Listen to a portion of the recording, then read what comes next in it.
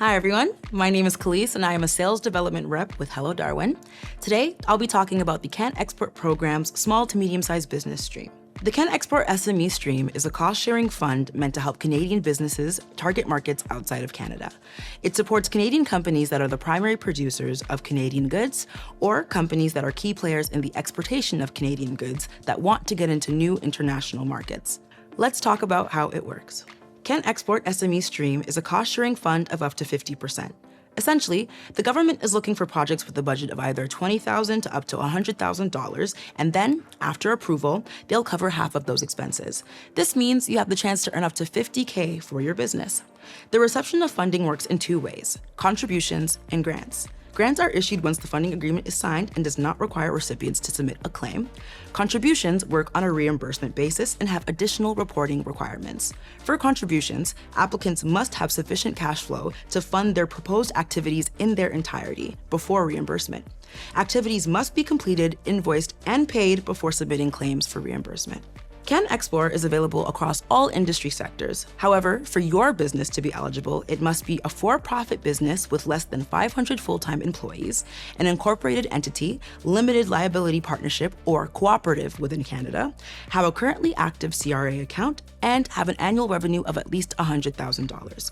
Ineligible businesses include sole proprietors, limited partnerships, as well as third-party representatives, those being agents, promoters, sales representatives and consultants, trading houses and expert brokers, unless for the agriculture and agri-food department, and distributors. Now that we've talked about who can apply for the grant and how much they can get, let's look at what we can subsidize under CanExport SME stream. But in order to understand that, first we need to know what counts as a target market. A target market is defined as a country or subnational market where a company wishes to secure new customers or generate new sales. Activities described in your application must be directly linked to a target market, and you are allowed a maximum of 5 target markets per project. A target market is new and eligible if, during the company's last complete tax reporting year, sales for that market were less than $100,000 or less than 10% of the company's total sales. Destinations are described as a country or subnational market where the project activities will take place. For some projects, the target market and destination will be different.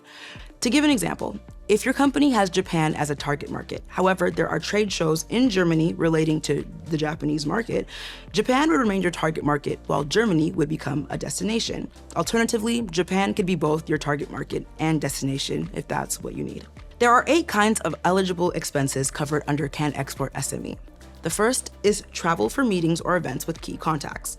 This covers travel costs related to the applicant going to his or her destination or target location. Applicants are allotted $400 per person per day, maximum of 2 people per trip, and a maximum of 30 days per trip. For example, you and your head of sales are going to France for a 15-day expo. $400 worth of expenses per day will be covered for you both. 2. Trade events. So the non-travel related expenses associated to participation in international trade events. So this includes registering for a trade event, exhibition fees, and return shipping and handling fees. Third is marketing or translation. This supports marketing and translation activities when they are created, adapted, or translated for your target markets. This includes translating a website or videos or other promotional materials. 4. Interpretation services. This covers the cost of having an interpreter. Quite simple. 5. Contractual agreements, product registrations, and certifications. This covers the adaptation and translation of contractual agreements, fees paid to regulatory agencies for certification, and the registration of a product in a target market. For example, if you need a specific permit or license to sell in that market, then this falls under that. 6. Consultant fees relating to business, tax, and legal advice. This supports consultants and/or legal fees for expert businesses, tax, or legal advice pertaining to your target markets. Consultant fees relating to market research, feasibility studies, identification of key contacts, and B2B facilitation.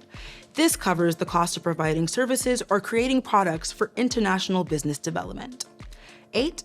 is intellectual property IP protection, including expert legal services for IP-related expenses for target markets. So this supports expenses related to the protection of your intellectual property in your target market. For example, filing a patent or industrial design application. Now that we've covered all the information about CanExport SME, let's talk about why your business should partner with helloDarwin. As you probably noticed, CanExport requires a lot of planning, thinking, and organization for your application to be as successful as possible. As a busy business owner, we understand that you may not have the time or the resources to commit to that. That's where we come in. Our services include project writing and the creation of a personalized project plan, meaning that not only will we take on the brunt of the work, but we will also dedicate time with you to make sure that you feel confident in your plan. So if you don't know what market to prioritize or what events, trade shows would be the best suited for you, we will gladly help you come to a decision. This service will ensure that what you submit to the government is clear and concise, as well as detailed and pertinent to your project and intentions. Second, we offer application submission support. So that's everything that relates to the actual submission of the application. And finally, coordination with all parties involved. So that means staying on top of everything after the application is done, handing reports into the government, relaying information from third parties back to you, and whatever else we need to communicate with you.